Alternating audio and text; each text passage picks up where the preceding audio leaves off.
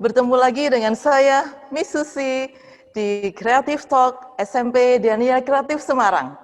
Puji Tuhan, hari ini adalah hari yang spesial. Kita semua merayakan 15 tahun DCS atau Daniel Creative School.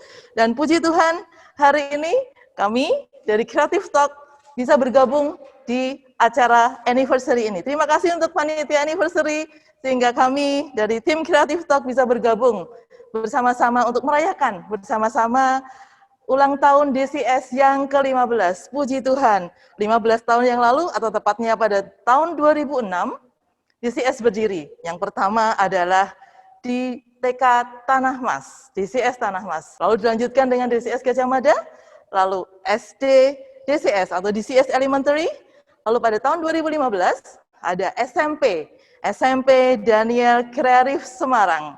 Berikutnya, pada tahun 2018, puji Tuhan, SMA berdiri. Dan penyertaan Tuhan luar biasa untuk DCS ini. Even though we are in DCS, but we have different places, ya. Tanah Mas, kita ada TK di sana, lalu TK di Gajah Mada, dan SD di Puri Anjasmoro, lalu SMP dan SMA, puji Tuhan kita ada di satu tempat, di Madukoro Raya. Maka beliau mewakilkan kepada Bapak kita tercinta dari TK, pendidikan luar sekolah atau non-formal, SD dan SMP di Kota Semarang, yaitu Kepala Dinas Pendidikan Kota Semarang, Bapak Gunawan Saptogiri, SHMM. Mari kita sambut Bapak kita tercinta. Selamat datang di Creative Talk SMP Daniel Kreatif Semarang, Bapak. Terima kasih untuk waktu yang Bapak berikan untuk kami, sehingga kami bisa berbincang-bincang dengan Bapak, kami semua keluarga besar DCS, dari preschool, SD, SMP, SMA, tidak hanya murid Bapak, tetapi juga para orang tua siswa, orang tua murid, dan juga para guru dan karyawan di sini. Terima kasih atas kesediaan Bapak untuk waktunya. Ya, Ya. Mbak Susiana. Terima kasih sekali lagi saya sampaikan untuk waktu Bapak yang berikan buat kami, dan saat ini kita akan berbincang-bincang Bapak banyak hal mengenai pendidikan, terutama di pendidikan di Kota Semarang, Bapak. Ya, baik. Begini, kita sudah hampir setahun ya Pak, setahun kurang beberapa hari. Saya ingat Maret minggu ketiga, itu hari Senin, kita tidak diperbolehkan ya Bapak ya melakukan pembelajaran secara tatap muka, dan kami harus melakukan pembelajaran secara online. Dan itu keputusan yang memang harus diambil untuk melindungi kita semua, para peserta didik, para guru, para karyawan, dan semuanya. Dan kesehatan memang nomor satu, dan puji Tuhan itu bisa terjadi dan terlewati sampai saat ini. Nah, dalam proses setahun ini banyak sekali kita mengerjakan banyak lompatan-lompatan Bapak. Jadi, dan terima kasih sekali untuk setiap bimbingannya dari Dinas Pendidikan melalui Bapak dan Ibu pengawas kami, sehingga kami bisa berjalan sampai saat ini. Dan dari kejadian yang seperti ini, dan kira-kira Bapak mungkin bisa menyampaikan kepada kami bagaimana pengaturan pelaksanaan BDR atau belajar dari rumah yang dilakukan oleh Dinas Pendidikan Kota Semarang, Bapak. Ya, terima kasih Mbak Susiana. Sebelum saya jawab, ini saya mengucapkan selamat pada DCS yang berulang tahun ke-15. Terima kasih Bapak. Kemudian begini, kalau kita bicara dunia pendidikan di masa pandemi COVID ini memang luar biasa nampaknya, baik ini ada yang dampak negatif maupun positif. Kita bicara dampak negatifnya dulu. Dengan adanya pandemi COVID yang muncul tiba-tiba, tidak terduga, ini dunia pendidikan memang mendapatkan dampak yang luar biasa. Sehingga mau tidak mau, suka tidak suka, kita harus melaksanakan pembelajaran secara daring. Perlu diketahui memang guru-guru kita ini tidak semuanya itu melek IT.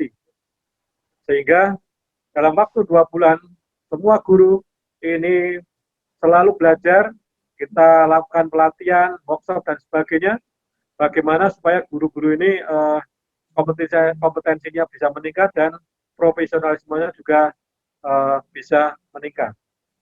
Selang waktu 2 bulan, alhamdulillah luar biasa, guru-guru kita ini bisa melaksanakan pembelajaran secara daring dengan baik. Artinya apa? Karena keterbatasan, karena keterpaksaan, kita dipaksa, akhirnya terbiasa melakukan pembelajaran daring. Dalam waktu 2 bulan, boleh dilihat di channel YouTube di Dinas Pendidikan itu ada pembelajaran SD Kota Semarang. Itu di YouTube itu ada materi-materi pembelajaran yang dihasilkan oleh guru-guru yang ada di Kota Semarang. Kemudian kalau di SMP ada ruang mat channel itu yang dimulai dari mata pelajaran matematika. Akhirnya apa? Karena keterpaksaan tadi, mau nggak mau guru harus selalu inovatif. Yang tadinya kita melaksanakan belajar daring melalui Zoom, kemudian pakai Google Classroom, kemudian pakai Microsoft 365, kemudian sekarang proses pembelajaran berbasis IT ini kita lakukan dengan perkembangannya. Kemudian kita kemarin baru melaksanakan pelatihan LMS, Learning Management System, yang ini supaya proses pembelajaran secara daring ini bisa memudahkan peserta didik dan guru untuk saling berinteraksi. Alhamdulillah ini bisa berjalan dengan baik. Tentunya ini berkat kerjasama baik di swasta, negeri, dan juga peran dari Bapak Wali Kota Semarang.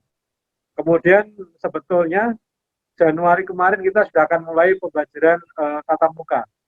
Tapi rupa-rupanya di bulan Desember akhir ini di Kota Semarang yang terpapar COVID meningkat pesat. Sehingga akhirnya kita tunda lagi. Mudah-mudahan nanti Juli 2021 ini, karena Pak Presiden sudah mengatakan bahwa pembelajaran tatap muka akan dimulai Juli, mudah-mudahan bisa kita lakukan di Juli nanti. Termasuk Pak Wali Kota di surat kabar hari ini, beliau juga menyatakan pembelajaran tatap muka akan dimulai bulan Juli. Begitu Mbak Siana. Ya, baik Pak. Terima kasih. Berarti memang di saat yang tertekan itu, dalam kondisi yang terpepet, itu kita harus berinovasi. Dan biasanya seperti santan ya Bapak ya, seperti kelapa diparut, lalu diperas, itu intinya keluar semua. Dan puji Tuhan kita semua guru dan staf kami, dan juga pasti saya yakin seluruh Indonesia, seluruh Semarang ini, semua bekerja keras mengimprove kemampuan diri, sehingga kita bisa memenuhi kebutuhan siswa-siswi kita, bagaimana kita bisa mengajar dengan lebih baik lagi, lebih kreatif lagi ya Bapak ya, dan itu bisa dilihat perkembangannya. Dan puji Tuhan sampai tahap ini kita semua bisa melaksanakan ini dengan baik. Dan memang Januari kita semua sudah persiapan ya Pak, jadi di Desember itu kita sudah persiapan SOP dan lain semuanya dengan yakin. Satgas sudah kita siapkan, planningnya, SOP-nya anak masuk seperti apa. Tetapi memang ya kita harus taat kepada pemerintah karena memang kondisinya memang harus tetap lanjut BDR, dan berharap nanti setelah vaksin ini ya Bapak kita bisa melakukan tatap muka dengan siswa-siswi kita.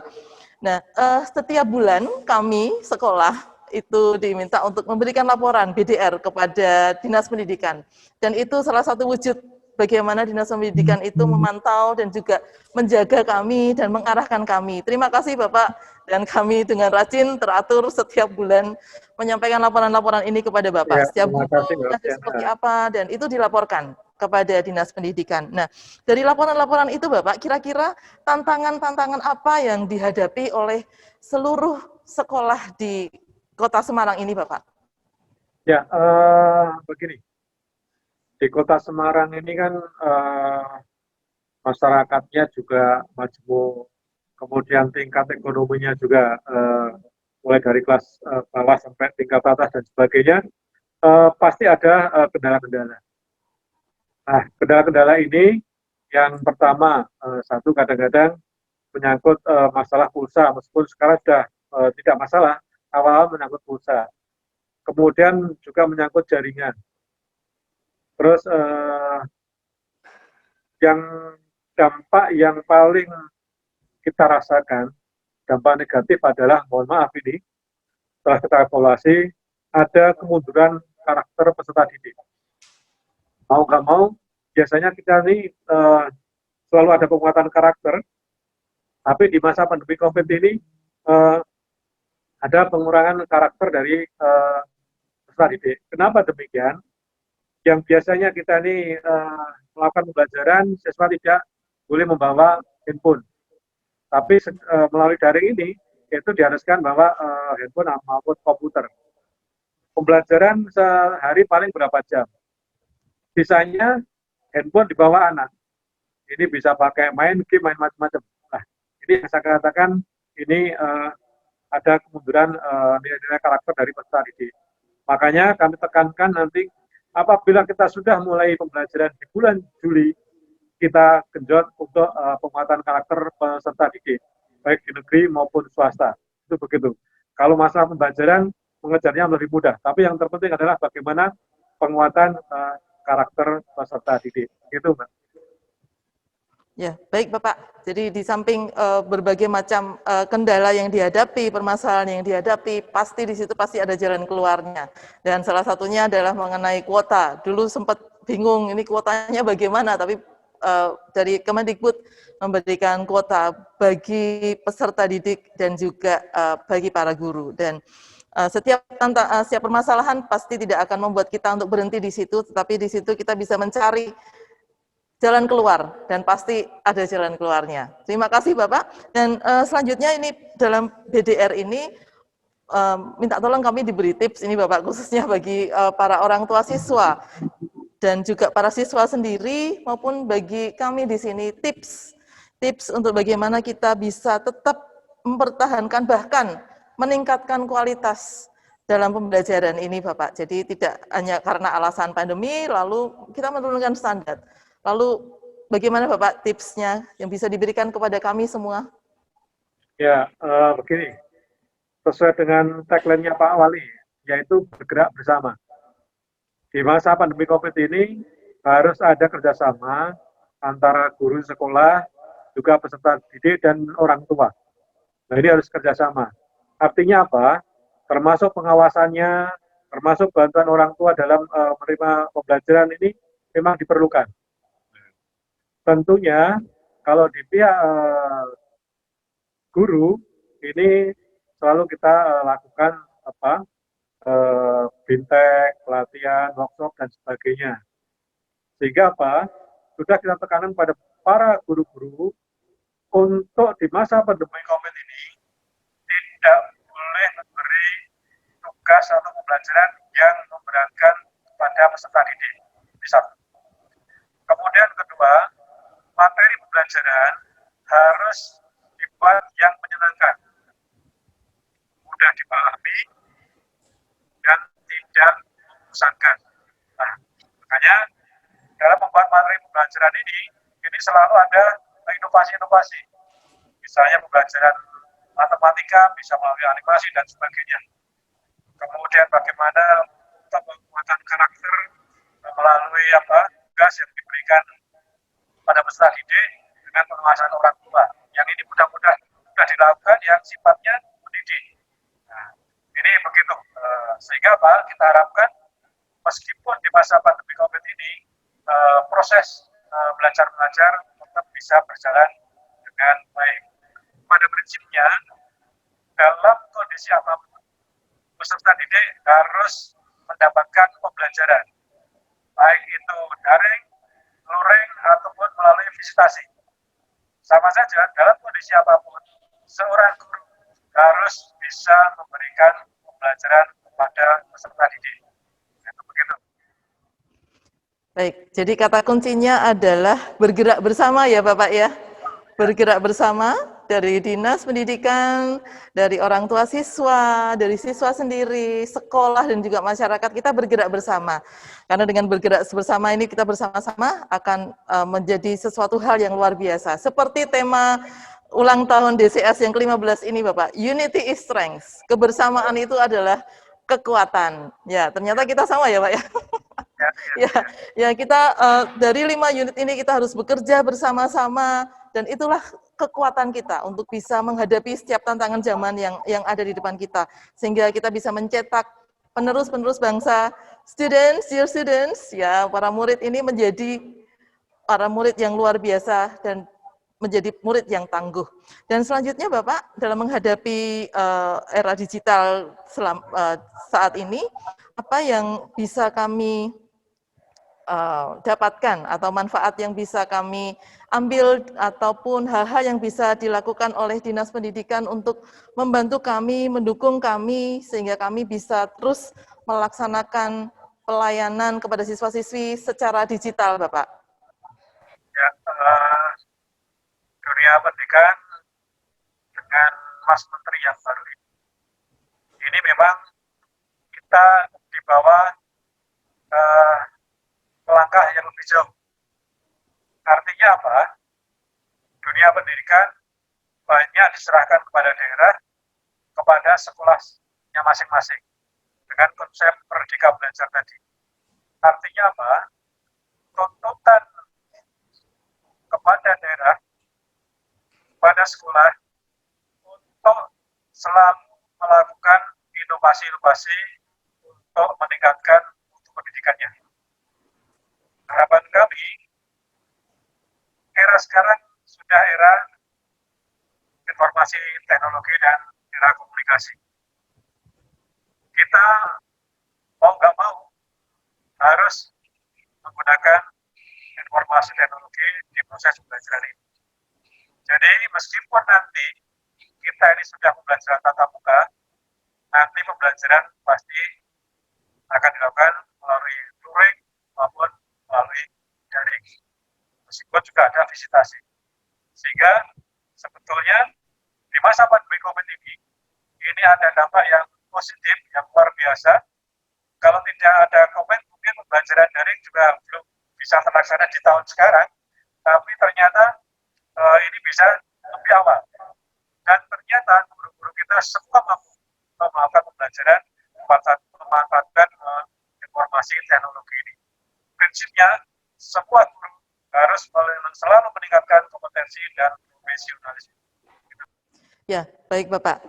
Jadi Dinas Pendidikan siap mendukung kami, membantu kami, dan kami pun juga nanti pada saat pembelajaran tatap muka tetap gaspol ya Pak ya, tidak boleh turun, tetapi tetap gaspol terus kita melaksanakan pembelajaran tatap muka dengan lebih variatif lagi, lebih kreatif lagi, dan lebih inovatif lagi.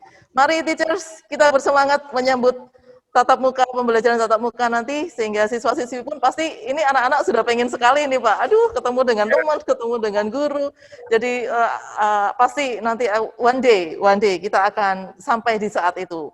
Dan ini Bapak, beberapa waktu yang lalu kami, puji Tuhan sudah mendapatkan kesempatan, beberapa dari kami mendapatkan suntikan vaksin Bapak, terima kasih memprioritaskan kami sehingga kami bisa nanti siap untuk bisa melakukan pembelajaran tatap muka. Nah, kira-kira dengan kita para guru sudah disuntik, para karyawan sudah disuntik vaksin, kira-kira apakah sudah pasti nih Pak kita bisa masuk kapan ya Pak ya? Ini pertanyaan yang muncul dari banyak pihak ini.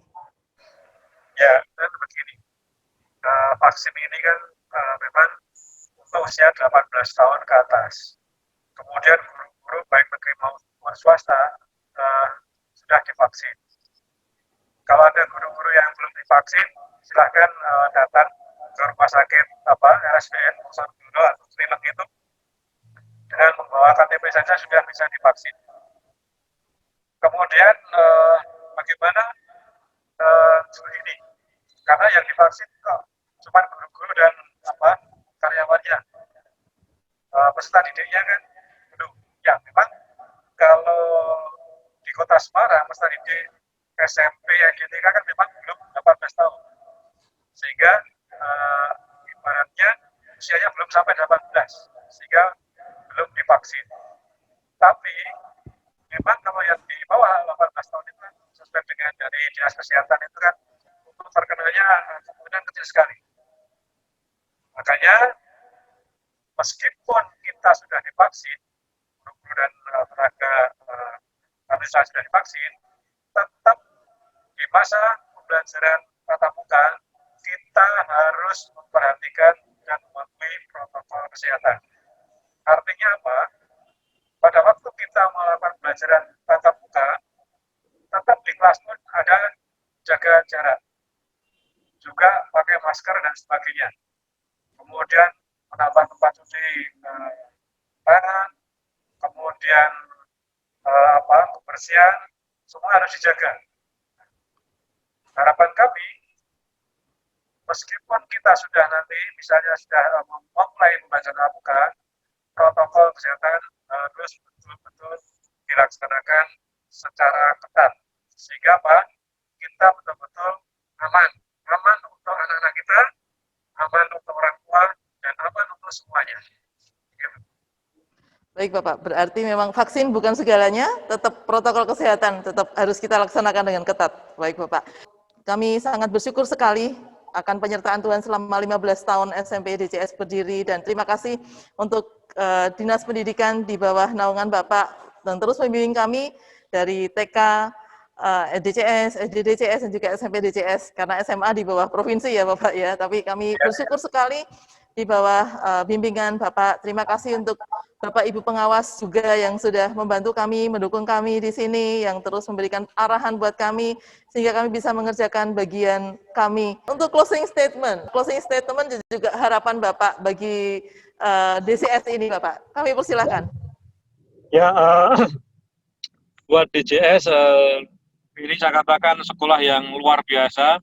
Saya tahu perkembangannya DCS ini, kita harapkan ini tetap dipacu semakin bagus, kemudian ini menjadi inspirasi daripada sekolah-sekolah lain untuk bisa seperti DCS ini. Sukses selalu, dan mudah-mudahan DCS semakin hebat. Terima kasih. Amin. Terima kasih Pak. Terima kasih waktunya Bapak, luar biasa sampai di mobil. Mohon maaf dan selamat melanjutkan aktivitas Bapak. Stay safe, stay healthy, tetap sehat Bapak. Tuhan memberkati Bapak. Tuhan memberkati. Ya. Boys and girls, creative people and creative family. Ya, itu tadi adalah perbincangan kita dengan Bapak Gunawan Saptogiri, SHMM, Kepala Dinas Pendidikan Kota Semarang, yang mewakili Bapak Wali Kota Semarang, Bapak Hendrar Prihardi. Dan puji Tuhan, semua berjalan dengan baik, dan terima kasih untuk para kru dari panitia untuk bisa melaksanakan wawancara ini dengan baik. I'll see you soon.